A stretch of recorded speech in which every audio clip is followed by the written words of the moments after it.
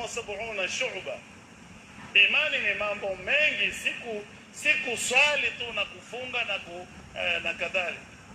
Mchezo wa tatu, sallallahu alayhi wasallam asema ni mchezo wa mtu kuromance na mke wake. Najua mimi taklifu ni patazo na ikamua hii kuitia, lakini la haula za ndani zanipiga mshale na viona.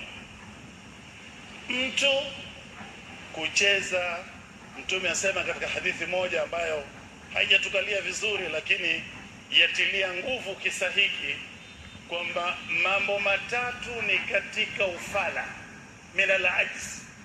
Muislamu kuwa na mambo matatu ni katika ulemavu.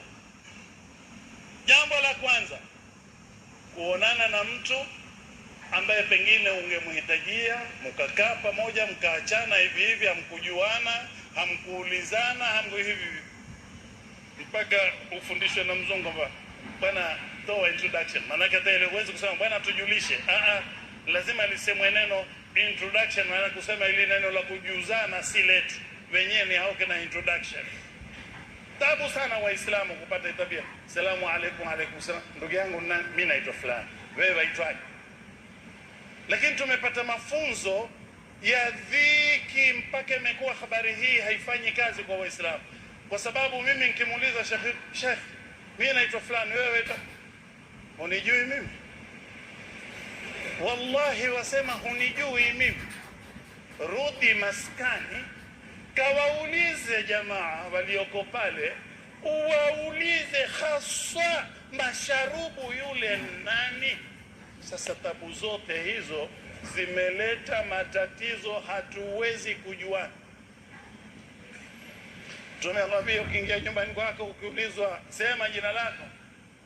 Mtume amechukuliwa katika safari za malakuti samawati. Nani wewe?